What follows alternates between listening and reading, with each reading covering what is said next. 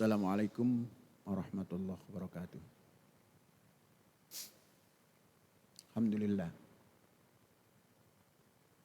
Hadirin sidang Jumat. Kita bersyukur pada Allah atas karunia-Nya, yakni karunia sehat, sehingga kita mampu melaksanakan inti daripada ajaran ilahi semampu kita dengan sekuat tenaga. Pada kesempatan Jumat ini, Syekh akan bercerita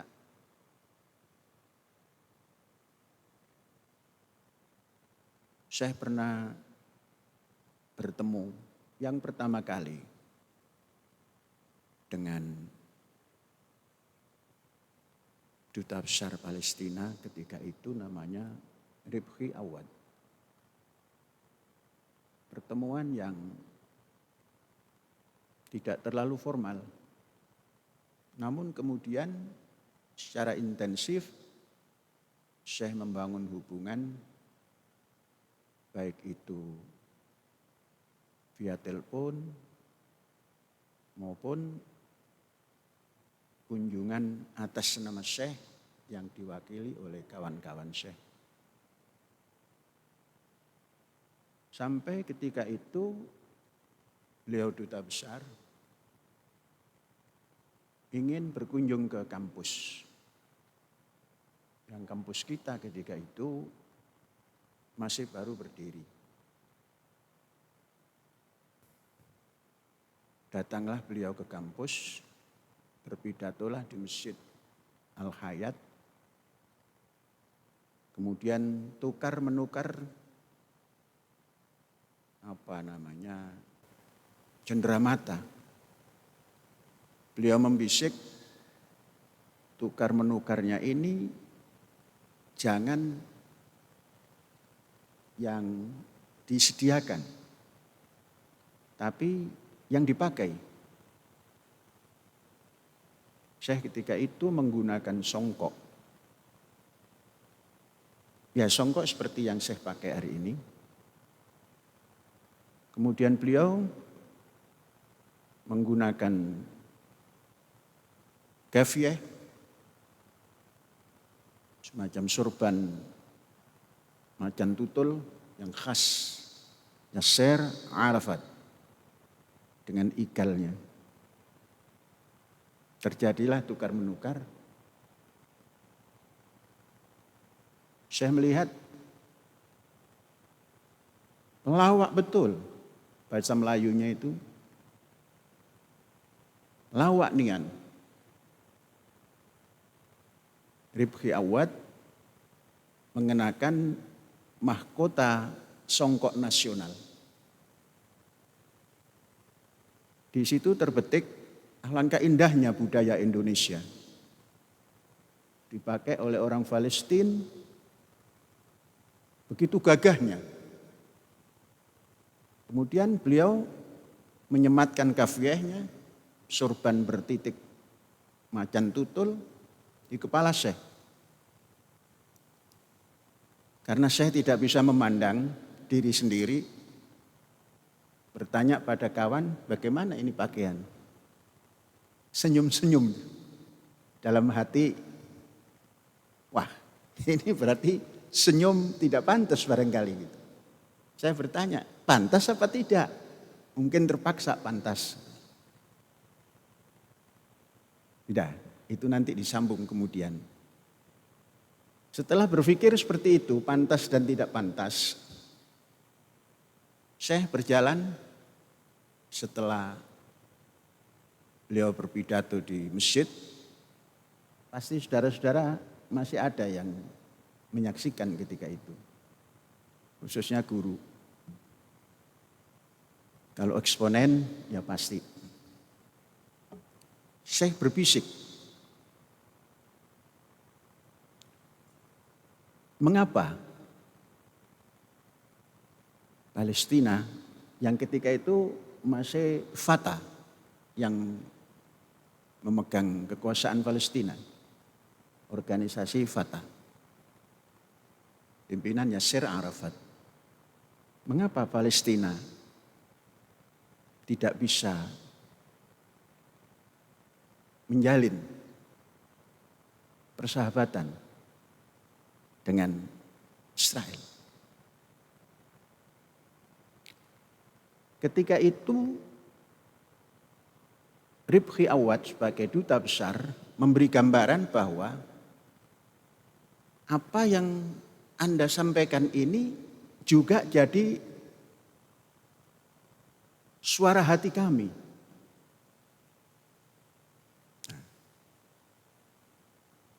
Tidak lama kemudian kita berdoa semoga suara hati Anda sama dengan keinginan kami. Tidak terlalu lama dari pertemuan itu, saya mengundang peringatan 1 Muharram. Tahun berapa ketika itu? Saya lupa. Ribhi Awad sebagai duta besar, yang ketika itu markasnya di Jalan Diponegoro, Syekh hafal karena itu disediakan oleh Pak Harto, entah menyewa, entah milik sendiri, berbincang tentang acara 1 Muharram. Apakah di Palestina selalu diperingati? Tidak terlalu juga diperingati. Nah, coba bagaimana kalau Anda fasilitasi saya bisa bertemu dengan beberapa duta, khususnya Timur Tengah dan negara-negara Asia lainnya yang punya penduduk Muslim, juga Eropa Timur tentunya. Dengan tidak disangka, tatkala kita bertemu dengan duta besar Bosnia Herzegovina di sebuah tempat sewa, masih menyewa, tempatnya terlalu terbatas, itu dengan sukacita menyambut dan akan berhubungan duta-duta yang lain.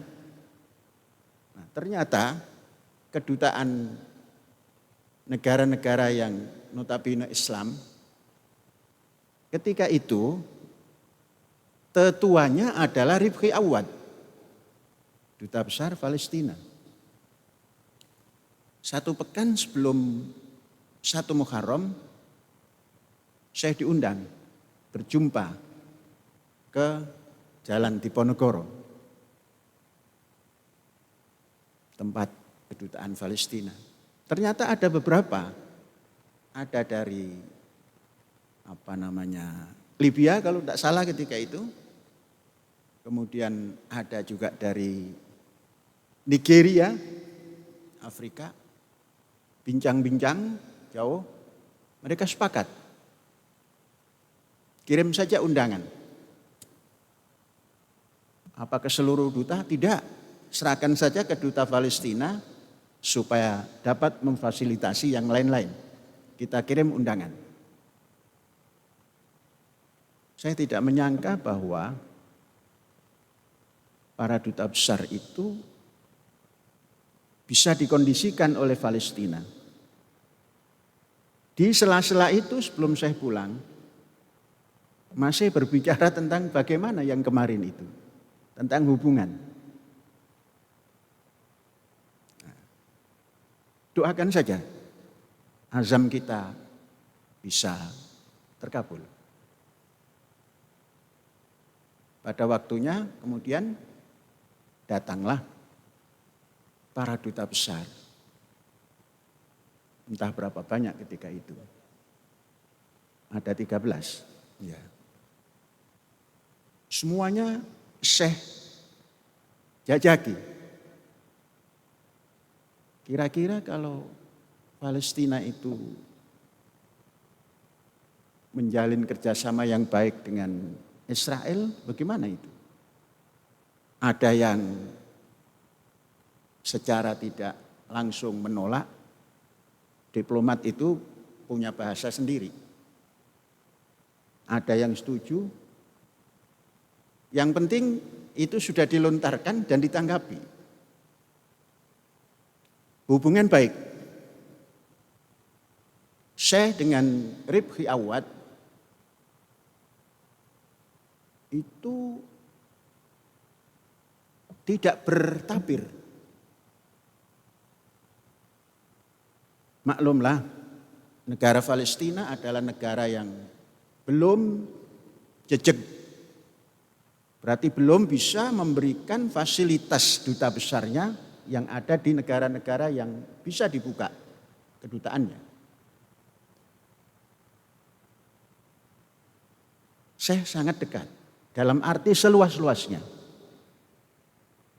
Kalau ada pembicaraan yang seperti mengeluh ada sedikit kekurangan, saya paham. Karena saya juga pernah mengalami seperti itu. Jadi sangat baik. Nah, tatkala beliau datang, itu memberikan satu amplop, kalau tak salah ketika itu berbentuk cek, yang nilainya lebih dari $1.000. Syekh meneteskan air mata.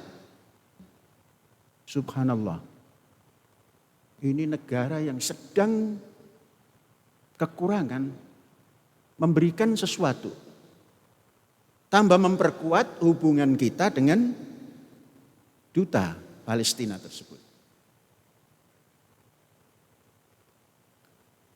Setelah datang dari sini, beberapa saat kemudian, artinya ada tahunnya, berubah total.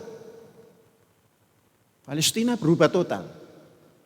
Yang awalnya dikendalikan oleh Fatah, ini dikendalikan oleh organisasi yang sangat frontal berbeda, sangat diametral berbeda. Kita tidak usah sebut gerakannya, itu sekarang ada berjalan. Dari situlah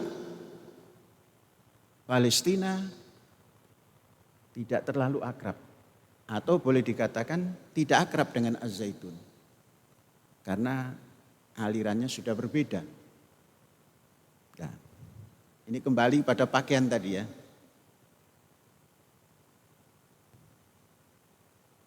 Tatkala Syekh bertanya pada kawan-kawan, rumah Syekh ketika itu belum di Masyihoh. Rumah Syekh itu seperti burung manyar, pindah-pindah. Kita itu masih di Abu Bakar, menggunakan 1/4 daripada kelas. Ukuran kelas itu 1/4-nya. Di situ Syekh tidur, di situ Syekh membaca, di situ Syekh istirahat, di situ tempat buku yang dibaca. Hanya Syekh sediakan satu ruangan lebar untuk terima tamu. Mengaca. Ketika itu mengaca. Wah, ini pakaian Palestina. Ternyata kurang pas kalau kita pakai. Tapi sangat cocok untuk dipakai orang-orang di sana. Maka sejak itu sangat jarang saya sampirkan surban macan tutul itu. Sampai terakhir tidak dipakai. Ternyata mahkota Indonesia nasional ini sangat bermartabat kalau dipakai oleh bangsa Indonesia. Maka saya selalu menggunakan songkok ini. Dan songkok yang kita gunakan ini tidak dijual di pasar karena Syekh memproduksi sendiri. Bahkan nanti kalau ada yang ingin mencantumkan nama juga bisa. Itu contoh. Kemudian ada perbincangan lagi. Kenapa Az-Zaitun tidak merambah laut? Memang Palestina bagaimana? Oh, di sana nelayannya bagus-bagus. Terkesan kalau Timur Tengah itu tidak bisa melaut. Ternyata Palestina ini hebat. Jadi untuk menghantar hasil ikan itu ke Tel Aviv atau ke Israel. Kita bilang kami sudah menyiapkan kapal katamaran. Kita ajak, oh ini untuk anak-anak ya? Iya, untuk pelajar ya? Iya, berlatihlah. Nah, bagus, nanti juga akan bisa. Ya sudah selesai itu tentang Palestina. Saudara-saudara, sejak dari itu Syekh menghubungi kawan. Bosnya Intel Indonesia.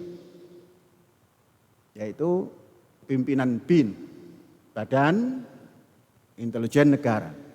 Yang terkenal. Jenderal Hendro Priyono. Saya menyampaikan dengan tajahul as-Sokrati, mengapa kita tidak membuka hubungan diplomatik dengan Israel? Kalau nanya ke politisi, mungkin macam-macam jawabannya. Ini kita tanya ke sumber intelijen.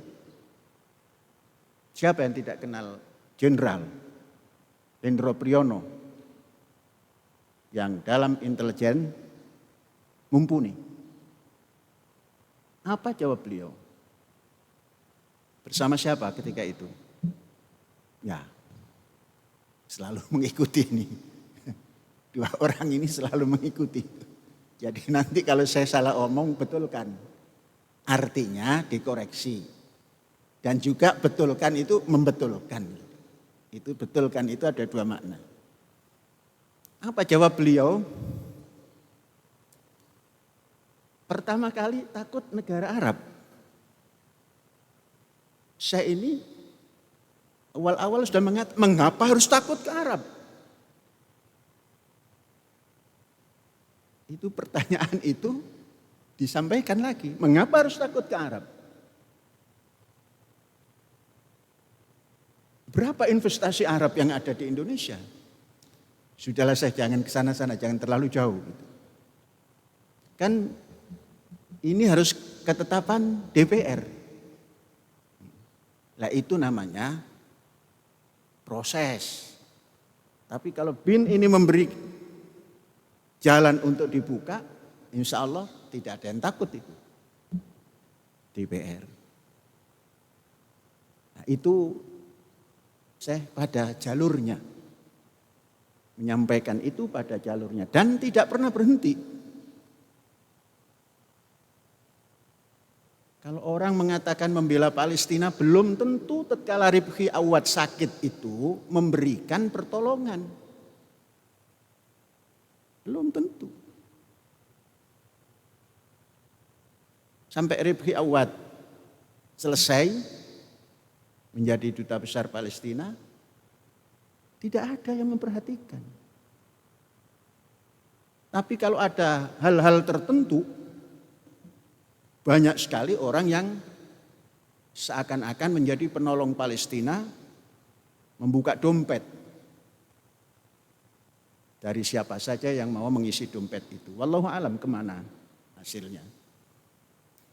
Jadi saudara-saudara, hubungan diplomatik itu saya sudah sejak awal mengenal dulu Palestina, menjajaki intinya ketika Fatah memimpin Palestina itu diusahakan sampai terjadilah rundingan-rundingan di berbagai tempat.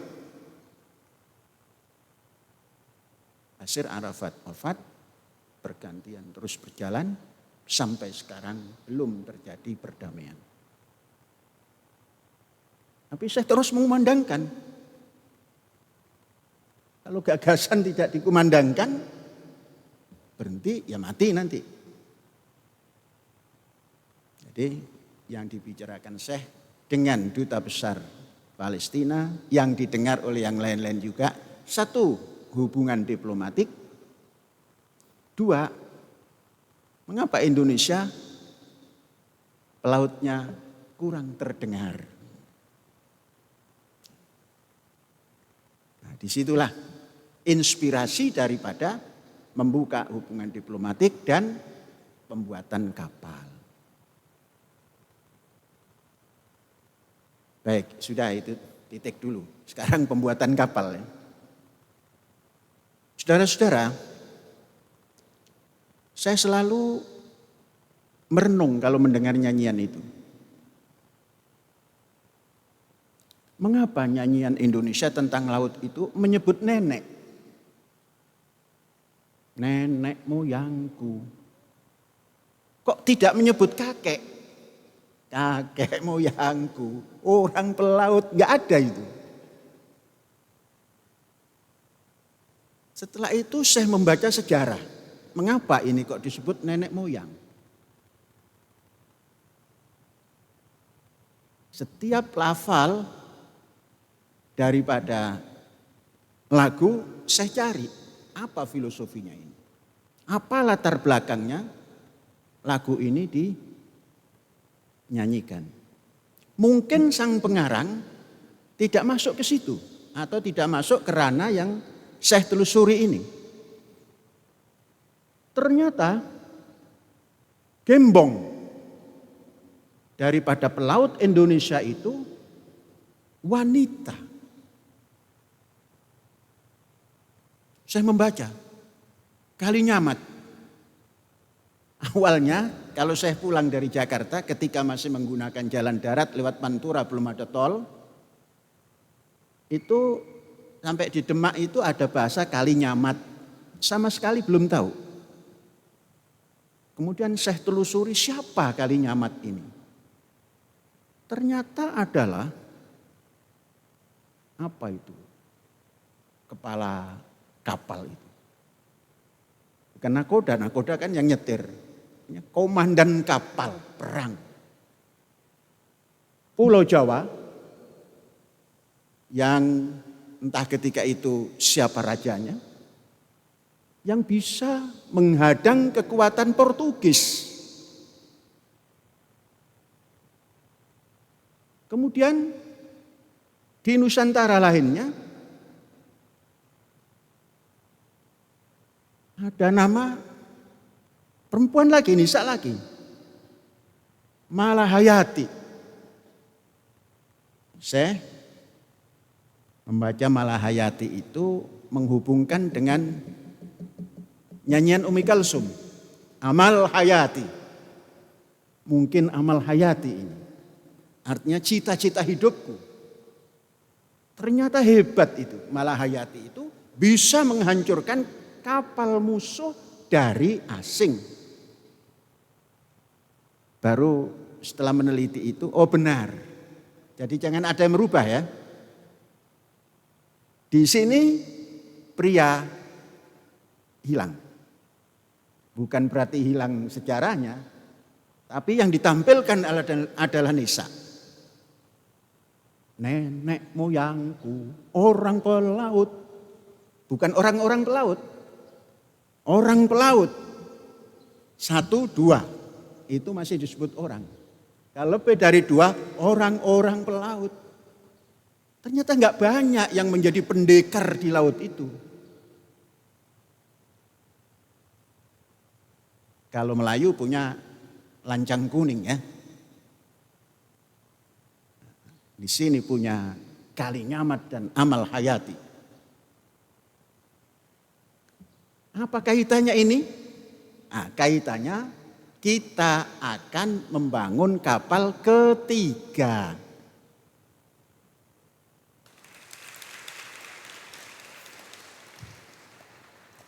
Kalau akannya Syekh itu sudah ada di depan bahannya. Kalau akannya entah siapa, itu masih belum punya apa-apa. Jadi bedakan antara akan yang dikatakan oleh Syekh dengan akan yang diterjemahkan orang-orang. Kapal ketiga ini izinnya atas nama ketua yayasan. Kalau kapal pertama izinnya atas nama Syekh. Kapal kedua atas nama Ummi Syekh. Apa yang pertama namanya? Namanya adalah Gunung Surawiti. Itu sebuah gunung yang tidak terlalu gunung, ya kecil lah. Tapi di situ menurut sejarah tempat pertapaan yang konon para wali yang kebanyakan dari Pantura itu selalu sambang ke tempat itu untuk bertahanus, untuk bertapa dalam rangka mengasah batin. Maka kita berikan nama yang pertama itu kapal Gunung Surawiti. Bukan kebetulan, karena Surawiti itu tidak seberapa jauh dari tempat lahir Syekh. Gunung Surawiti itu. Pada waktu masih kanak-kanak, Syekh selalu bersepeda untuk mendekati Gunung Surawiti. Sudah. Yang kedua, Gunung Pulau Sari.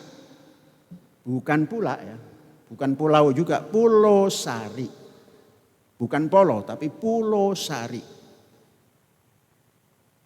Di sana ada kayu yang tumbuh, harumnya seperti jeruk purut. Dan kalau dipakai itek, itek itu tongkat, itu bisa mengusir ular yang berbisa. Karena di Banten Selatan atau Pandeglang sana sangat banyak ular beludak. Biasanya orang ngambil kayu itu untuk tongkat. Tapi yang lebih dari itu, Gunung Pulau Sari ini tempat Sultan Hasanuddin berdamai dengan masyarakat setempat. Yang satu mengikut Islam, yang satu kelompok ingin bertahan dengan agamanya, yaitu Sundamiwitan. Agama yang mereka sebut Siliwangi. Sultan Hasanuddin memberikan kesempatan. Namun mereka menginginkan letakkan kami jangan di tempat ini yang dekat dengan Banten, tapi letakkan di bagian selatan yang sekarang menjadi tempat suku Baduy dengan tradisinya yang dipertahankan dengan baik dan tidak ada yang mengganggu. Banten Selatan. Itu nama daripada Gunung Pulau Sari. Dan yang tiga ini nama Kali Nyamat. Saudara-saudara, apa fungsi kapal yang ketiga ini? Katakan yang 1, 2 menangkap ikan. Kalau itu efektif, akan bisa menghasilkan lumayan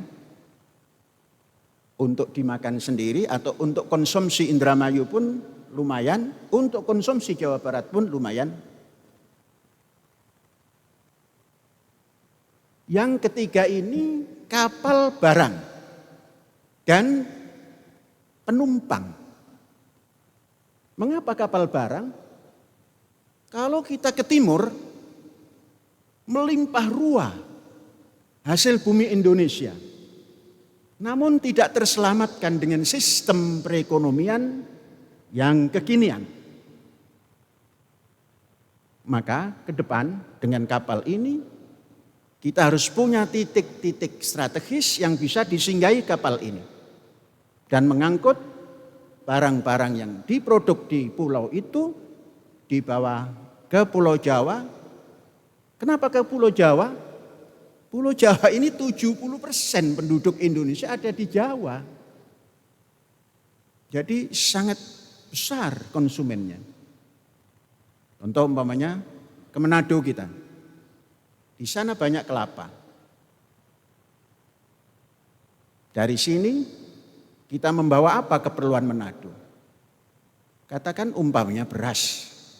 Di sana banyak beras, tapi belum punya beras yang istimewa. Kita bawakan beras istimewa. Pulangnya membawa kelapa. Baik itu sudah dikopra maupun masih kelapa segar berbentuk santan. Kita proses di sana. Pulang ke sini membawa. Jadi nanti kapal ini sangat minim biayanya. Karena apa? Satu arah, balik juga satu arah. Mengapa sekarang hari ini kapal yang angkutan barang ini kok selalu merugi? Karena kapal yang membawa barang itu setiap pulau berhenti untuk mengangkut barang. Sampai ke titiknya terlalu lama. Dan tidak pasti. Nah kalau ini nanti pasti bawa semen, pulangnya bawa kopra dan lain-lain. Terus penumpang tadi untuk siapa? Jangan bercerita untuk mencari penumpang. Kita ini bangsa Indonesia yang mengenal dari Merauke sampai ke Sabang berjajar pulau-pulau. Sambung menyambung menjadi satu, itulah Indonesia. Mari kita tanya pada anak-anak kita. Di mana itu Halmahera? Puyeng. Utahnya puyeng. Melihat dulu peta. Apalagi zaman dulu yang belum ada Google. Buka peta besar. Klik. Oh, ini. Dalam khayal. Karena melihat sesuatu hanya dari Google. Belum pernah menginjakkan. Nah, maka kapal yang ketiga ini, Kalinyamat ini, penumpangnya minimal bisa menampung 500 penumpang. Kalau visi kita itu memperkenalkan Indonesia kepada generasi muda, ada kali 500 itu, pelajar Az-Zaitun itu lebih dari 500 setiap tahun yang masuk. Nah, itu harus kenal Indonesia, minimal Irian Barat. Jadi nanti disesuaikan. Program kemana? Oh, ke Irian Barat. Untuk apa? Untuk mengambil hasil yang di sana. Dari sini bawa apa? Membawa semen dan pelajar. Jadi pelajar kita itu akan mengenal Indonesia, tanahnya dan airnya. Tanah air. Baru nanti kalau ke barat sampai ke Sabang. Supaya tahu Serambi Mekah itu di mana. Orang bilang Serambi Mekah itu di Aceh. Bukan. Serambi Mekah itu adalah di Sabang. Tatkala kapal dari Jawa yang mau munggah haji sampai di Sabang, bertanya orang, sampai di mana kita? Oh, sudah sampai Serambi Mekah. Terkenalah Aceh Serambi Mekah. Yang sesungguhnya adalah Sabang. Karena Sabang itu masuk wilayah Aceh, maka diambil Acehnya. Jadi anak-anak kita ini, pelajar kita ini, kenal Indonesia dari nyanyiannya, dan kenal Indonesia dari tanah air pulau per pulau. Kalaulah tidak semua pulau, pulau-pulau besar. Satu, Borneo. Jadi Borneo itu sangat bagus. Indonesia mengambil nama Kalimantan atau mantan kali karena itu bahasa Belanda. Kalimantan, mantan kali sesungguhnya. Tapi Brunei menetapkan Borneo menjadi Brunei. Jadi yang berhak menamakan Borneo itu hanya Brunei. Kita Kalimantan. Oke, kita tengok Kalimantan, turun. Saya sudah mempersiapkan untuk Kalimantan, ambil Kalimantan Timur supaya dekat kepada Filipina, dekat kepada Sabah Sarawak. Timur sudah saya siapkan. Ya, daerah Maluku dulu. Bagaimana kapal yang seperti ini tidak terlalu panjang. Kalau kapal Nabi Nuh 158 panjangnya. Kapal ketiga ini hanya 105. Hanya 105. Kapal Nabi Nuh lebarnya 25 atau 50 itu. Tingginya, kalau enggak tingginya yang 25, lebarnya. Tingginya 50 atau 25, lebarnya 50. 3 lantai. Jadi sangat besar. Nah ini ya katakanlah anaknya perahu Nabi Nuh. Cuma 105. Lebar atasnya 15. Tingginya 8. Nanti kalau sudah lancar ya sebesar kapal Nabi Nuh lah. Entah keempat, entah kelima nanti. Kita beri nama Kali Nyamat. Malah nanti setelah amal hayati atau malah hayati, kita minta izin kepada tokoh Indonesia yang berani menyuarakan hal yang benar. Koni Rahakundini Bakri. Nanti kita kirim surat ke Bu Koni. Bu Koni bagaimana kalau nama Bu Koni dijadikan nama nama kapal. Sederet dengan Kali Nyamat dan Malahayati.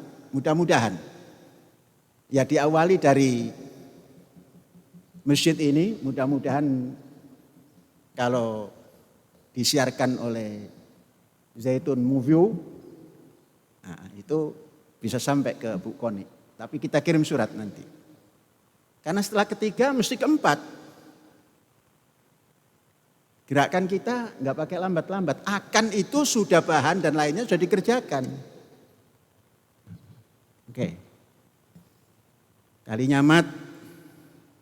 Jangan-jangan nanti masuk kepada Koni Rahakundini. Kalau memang disepakati oleh beliau.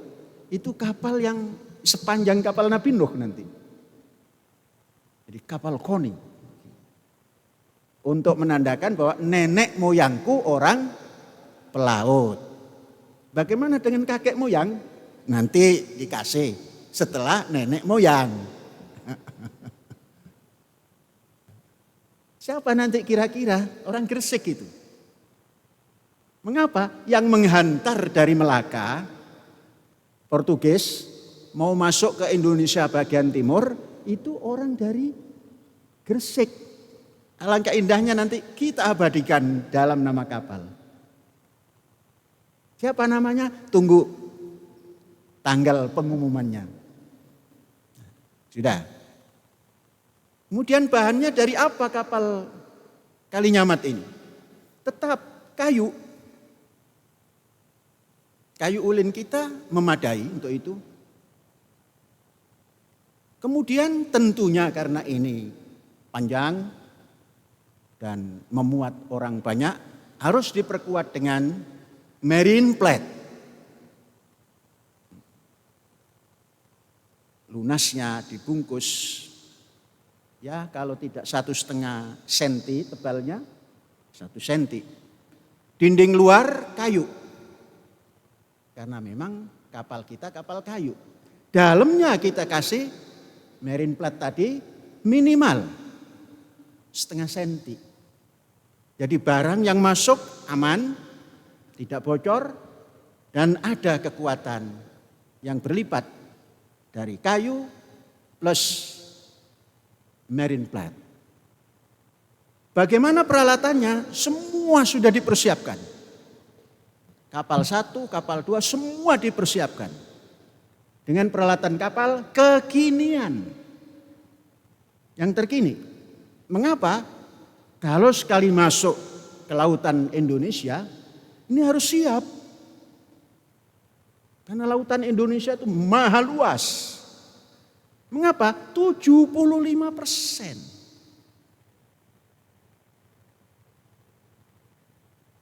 Terus bagaimana mesin yang untuk kapal ketiga ini? Mesinnya 3, besar-besar. Bukan hanya 1000 PK. Kalau 1000 PK nanti ebek, kata orang Sunda ebek eta. Ebek itu nggak bisa cepat. Nanti yang naik umpamanya santri Az-Zaitun angkatan keberapa naik, waduh kapan sampainya ini gitu. Ebek. Ebek itu bahasa kulon. Kulon daripada Jawa itu bahasa ebek gitu. Lambat, pelan. Kita kasih 3 mesin tengah. Itu yang 1000 PK. Kanan kiri 750, 750. Dengan peralatan mitigasi yang cukup dan lain-lain yang cukup. Yang terkini. Nanti tempat duduknya pun nggak usah beli. Bikin sendiri, kita sudah bisa bikin. Untuk apa membeli? Semua kita bikin sendiri. Masang platnya semua kita ini, karyawan ini mampu. Itu hebatnya. 25 tahun saja kita bangun Az-Zaitun, semua bisa dilaksanakan. Kecuali servis mobil. Sesungguhnya mampu, cuma pura-pura nggak mampu supaya bisa keluar. Ini harus mulai ditata ulang ini. Mental tidak percaya diri. Padahal servis mobil itu kalau saya tangan kiri juga bisa. Artinya tangan kiri itu dengan bantuan yang pinter gitu. Jadi semua sudah bisa kita lakukan dan bisa kita buat. Peralatan pun kita ambil yang canggih sudah. Dan sebentar lagi kita akan pindahkan kayu-kayu, penanaman kayu yang terlalu kerap kita ambil.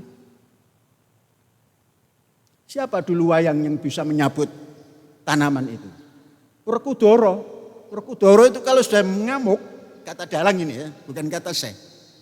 Itu semua tanaman dicabut, bluk, bluk, bluk. Nah, ini nanti kita datangkan Werkudara masa kini.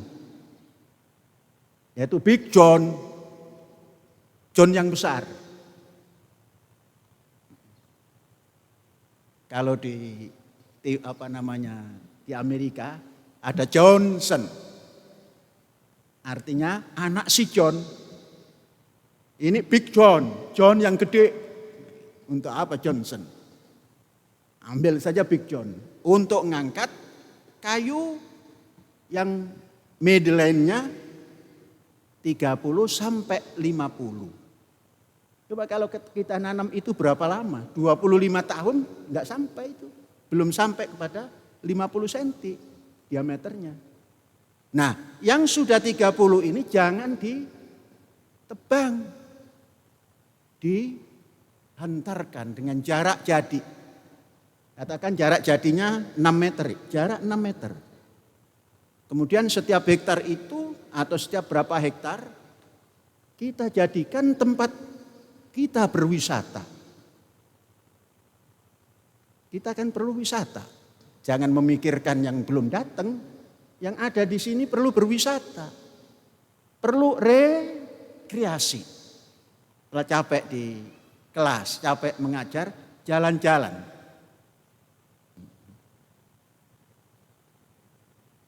Kan jalan olahraga yang paling sehat itu adalah OKK. Olahraga kebugaran kaki. Di bawah naungan pohon yang begitu nanam sudah besar. Itu namanya yu'jibu zurra. Sang penanam kaget-kaget. Kok ujuk-ujuk? Enggak ujuk-ujuk, enggak apa. Ada 25 tahun dipersiapkan. Lah kok bisa dipindahkan? Inilah bedanya zaman dulu dan zaman sekarang. Maka fatwa kalau masih berdasar zaman dulu, enggak bisa ngangkat kayu. Bisa nyambabat kayu. Maka jangan terlalu diperhatikan fatwa zaman dulu itu. Fatwa itu kekinian. Bagaimana memindahkan kayu supaya bisa menaungi kehidupan ini. Nah, itu perlu didengar fatwanya. Kalau fatwa yang hanya mengatur, waduh ini zaitun gimana? Rijal nisanya campur sholatnya. Ya kalau nggak dicampur ya nggak sholat jamaah namanya. Cuma pakai SOP. SOP-nya ya begini. Alah ini mestinya kurang kemari ini. Oh sholat ya sudah. Ya sudah cocok. Sudah cocok. Kemudian nanti ada yang bertanya, tadi ada yang bertanya, bagaimana kalau nanti dikritik? Tugas orang itu yang pinter mengkritisi, bukan mencemooh. Makanya jangan pernah khawatir Nisa, duduklah yang tenang. Karena kita sedang beribadah, sedang sholat. Kan alasan orang-orang itu memancing ini itu memang yang sholat ini bandot. Kalau kambing bandot iya. Mau dipotong saja masih macam-macam itu kambing bandot namanya. Di sini muslimin wal muslimat. Mukminin wal mukminat. Qonitin wal qonitat. Shoimin was shoimat. Bukan bandot. Wallahu a'lam bishawab. Inilah cerita. Nah, hari ini bercerita tentang Palestina, hubungan diplomatik, kapal, dan ditutup dengan cara sholat seperti ini. Alhamdulillahirabbil alamin. Hadza wallahu yar'ana wa yahfadzuna walhamdulillahirabbil alamin. Merdeka!